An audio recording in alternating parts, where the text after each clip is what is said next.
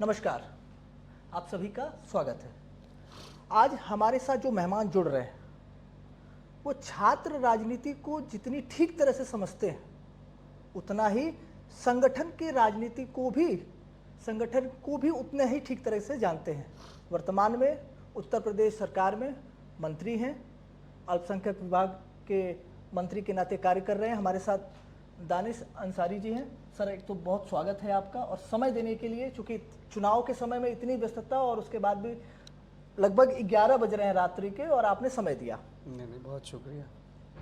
शुरुआत, चूंकि समय को ध्यान में रखते हुए प्रश्नों से शुरुआत करते हैं। मुसलमानों को लेकर एक कहा जाता है कि चूंकि जिस पार्टी से आप आते हैं, भारतीय जनता पार्टी, उसमें कहा जाता है कि सर्वाइवल की बड़ी दिक्कत है। क्या कहेंगे इस पर? नहीं, देखिए, मुझे जो लगता है पर्सनली और आम मुसलमानों को जो लगता है कि मुसलमानों के राजनीतिक, सामाजिक, शैक्षणिक, आर्थिक रूप से मुसलमानों को सशक्त करने के लिए अगर वाकई किसी पार्टी ने ईमानदारी से काम किया है तो भारतीय जनता पार्टी ने किया है। आपने बात की पॉलिटिकल डेवलपमेंट की मुसलमानों की, तो मुझे लगता है कि जिस तरीके से मुस्लिम मुद्दों के लिए लड़ने वाले मुस्लिम समाज के नेताओं को आगे बढ़ाने का काम भारतीय जनता पार्टी करती है, ये कोई और पार्टी नहीं करती। भारतीय जनता पार्टी ने मुस्लिम समाज के लीडरशिप को डेवलप करने के लिए अभी 2023 का जो निकाय चुनाव हुआ उसमें 3 दर्जन से अधिक जो है चेयरमैन के, नगर पालिकाओं के, नगर पंचायत के चेयरमैन के टिकट मुस्लिम समाज के लोगों को दिए और 300 से अधिक सभासद और पार्षद के टिकट मुस्लिम समाज को दिए। कभी अनकंफर्टेबल फील किया है भाजपा में रहते हुए? अब अनकंफर्टेबल क्यों फील करना है भाजपा में रहते हुए? चूंकि जिस तरह की चर्चाएं होती हैं भारतीय जनता पार्टी को लेकर, हिंदुत्ववादी पार्टी और इस तरह की चर्चाएं होती हैं, तो कभी ऐसा नहीं लगा कि कुछ गलत हो गया, लंबा समय दिया? मुझे तो भारतीय जनता पार्टी में राजनीति करके सही मायनों में मुसलमानों को विकास से जोड़ने का मौका मिला। आज अगर बात प्रधानमंत्री मोदी जी की जाए, मुख्यमंत्री योगी आदित्यनाथ जी की जाए, तो मुसलमानों को जिस तरीके से सरकार की योजनाओं का लाभ बिना भेदभाव के और बिना भ्रष्टाचार के मिल रहा है, इससे हमें मुसलमानों के बीच में जाने में बहुत आसानी होती है। सपा और कांग्रेस ने केवल मुसलमानों को गुमराह करने के अलावा और कुछ नहीं किया मुसलमानों के साथ, लेकिन मुसलमानों को डेवलपमेंट से जोड़ने का काम अगर सही मायनों में धरातल पे किसी ने किया तो वो भारतीय जनता पार्टी ने, मोदी और योगी सरकार ने किया। आज आप देखिए, मुस्लिम समाज के शिक्षा की बात हो, उनकी सुरक्षा की बात हो, उनके रोज़गार की बात हो, उनके उद्योग की बात हो, उनके बेहतर तालीम की बात हो, हर कसौटी पे भारतीय जनता पार्टी खरी उतरी है।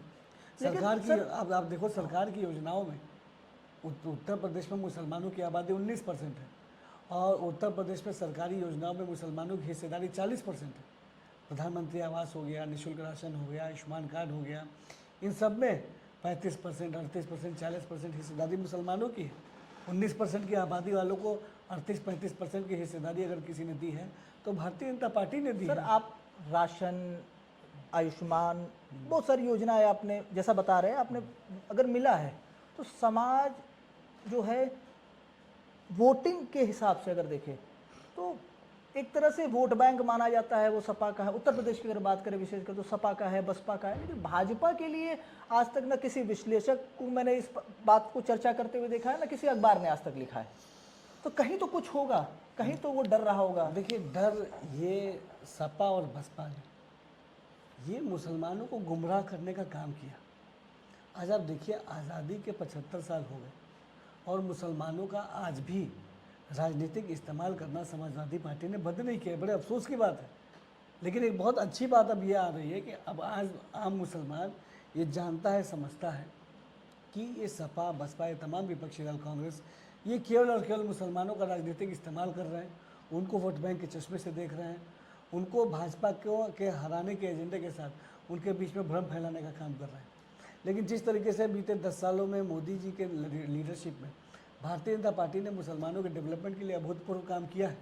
अगर मैं बात उत्तर प्रदेश की करूं तो प्रधानमंत्री जन विकास कार्यक्रम एक हमारा प्रोग्राम है जिसमें अल्पसंख्यक बहुल क्षेत्रों में इंफ्रा डेवलपमेंट का काम प्रधानमंत्री मोदी जी के माध्यम से हो रहा है।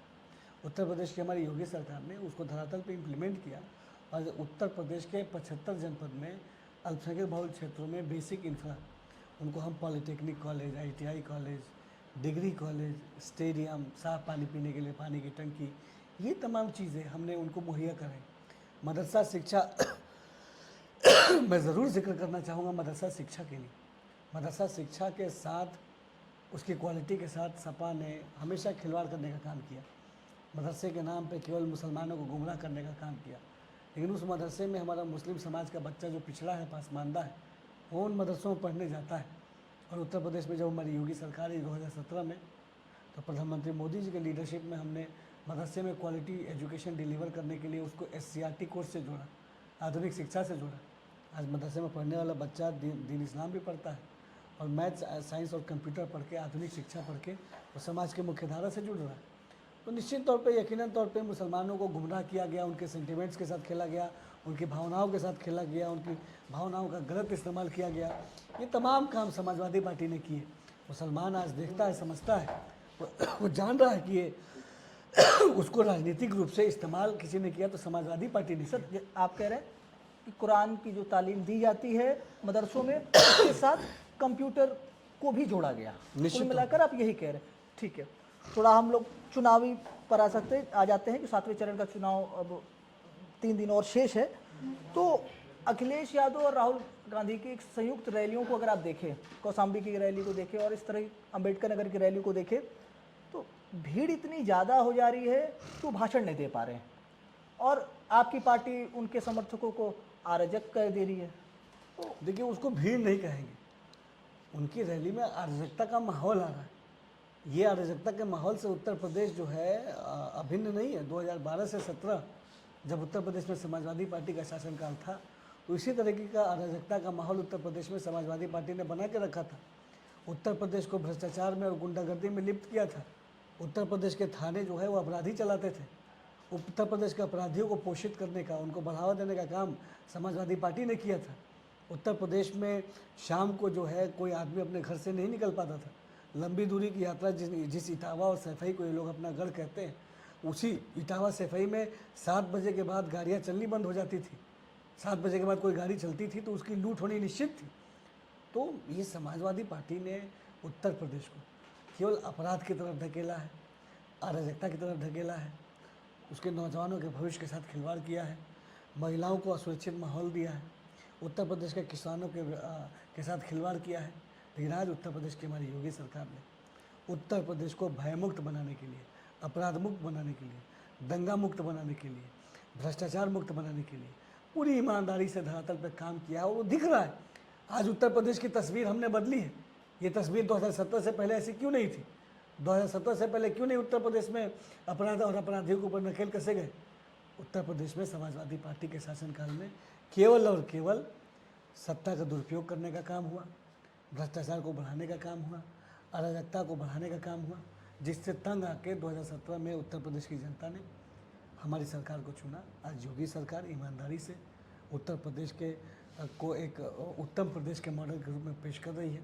उत्तर प्रदेश में हमने पिछले साल 35 लाख करोड़ का ग्लोबल इन्वेस्टर समिट कराया।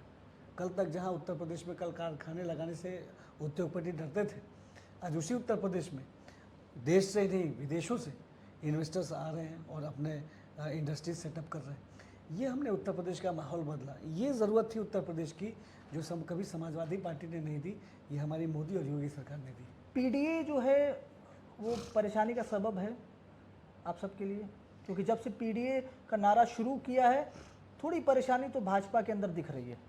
देखिए, पीडीए का जो मायने वो बता रहे हैं, वो मायने पीडीए का असल मायने ये है, ये परिवार डेवलपमेंट अथॉरिटी। जिस तरीके से कांग्रेस पार्टी और समाजवादी पार्टी केवल और केवल अपने परिवार को आगे बढ़ाने के लिए, पोषित करने के लिए काम कर रहे हैं, समाजवादी पार्टी में 7-7, 6-6 टिकट लोकसभा के अपने ही परिवार के बीवी को, भतीजे को, चाचा के बच्चे को, चाचा के लड़के को, चाची की लड़की को, ताऊ के लड़के को, इस तरीके से दे रहे हैं। वही हाल कांग्रेस का है। कांग्रेस पार्टी ने भी रायबरेली से राहुल गांधी जी लड़ा रहे हैं, और परिवारवाद को आगे बढ़ाने का काम हो रहा है। तो परिवारवाद का जीता जागता उदाहरण कांग्रेस पार्टी और समाजवादी पार्टी है। और निश्चित तौर पे जब भविष्य में कभी परिवारवाद की परिभाषा पढ़ाई जाएगी राजनीति में, तो उसमें गांधी परिवार का और समाजवादी पार्टी के परिवार का ज़रूर जिक्र आएगा। आपके बगल का जिला है सर गाजीपुर। गाजीपुर की एक रैली हुई सैदपुर में मुख्यमंत्री जी की। मुख्यमंत्री ने उस रैली में कह दिया कि ब्रिगेडियर उस्मान का कोई संबंध नहीं है इन माफिया परिवार से, जिनका आशय था अफजाल अंसारी परिवार से। इस बयान को कैसे देखते हैं? वो तो पहले से ही इस ब्रिगेडियर उस्मान के परिवार को अपना मानते आए हैं। देखिए, उत्तर प्रदेश की हमारी योगी सरकार ने उत्तर प्रदेश के अल्पसंख्यक समाज के सामने विकास को प्राथमिकता देने के लक्ष्य के साथ काम किया है। जो हमारा अल्पसंख्यक समाज है वो शिक्षा की तरफ जाए, सही नीयत के साथ सही नीति की तरफ आगे बढ़े, रोज़गार की तरफ आगे बढ़े, क्वालिटी ऑफ एजुकेशन उनको डिलीवर करें।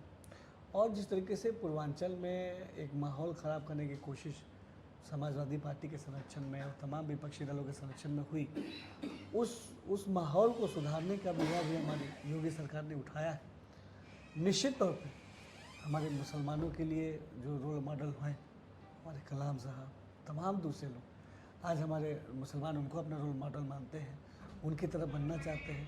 हमारा मुस्लिम नौजवान उनकी तरह बनना चाहता है और हम उनको, उनके भावनाओं को समझते हुए हम उनको साइंस में, टेक्नोलॉजी में, शिक्षा में, रोज़गार में, सिविल सर्विसेज में, डॉक्टर में, इंजीनियरिंग में आगे बढ़ा रहे हैं। आज आप देखिए, अगर 2023 का जो यूपीएससी का रिजल्ट आया है उसको आपको देखना चाहिए। हम सबने देखा कि 51 मुस्लिम बच्चे इस बार यूपीएससी क्लियर किया उन्होंने, 51 बच्चे। ये 2022 में ये आंकड़ा 32 था, उससे पहले 24 था। जहाँ 2013 में कांग्रेस पार्टी और समाजवादी पार्टी के शासनकाल में ये सिविल सर्विसेज निकालने का आंकड़ा मुसलमानों का 2.5% था, आज वो बढ़ के 5% से ऊपर हो गया। तो ये बदलाव किसके शासनकाल में आया? ये बदलाव मोदी और योगी के शासनकाल में आया।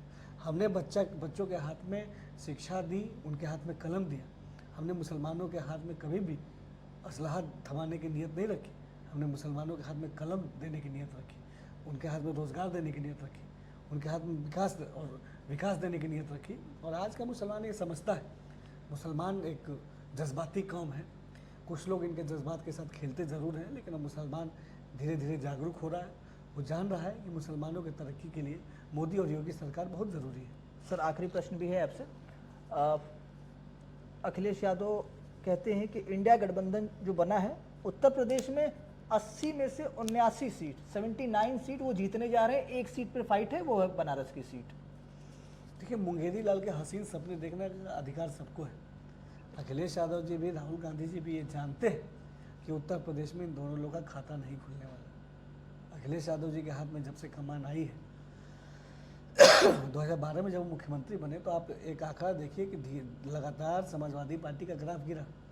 जब वो उनके हाथ में कमान आई, समाजवादी पार्टी की कमान जब आई अखिलेश यादव जी के हाथ में, तो वो 14 हारे, 17 हारे, 19 हारे, 22 हारे, 23 निकाय चुनाव हारे। इसी तरीके से राहुल गांधी जी के हाथ में जब कांग्रेस पार्टी की बागडोर आती है, तो वो 12 का चुनाव भी हारते हैं विधानसभा का उत्तर प्रदेश में, 14 हारते हैं, 17 हारते हैं, 19 हारते हैं, 22 हारते हैं। निकाय चुनाव में तो कहीं दिखे ही नहीं वो लोग 23 के। और 24 में भी यही हाल होगा। 19 में राहुल गांधी जी खुद अपना चुनाव हार गए अमेठी से, इसलिए भाग के वायनाड गए। अब वहाँ से हार रहे इसलिए वो भाग के फिर वापस रायबरेली आए।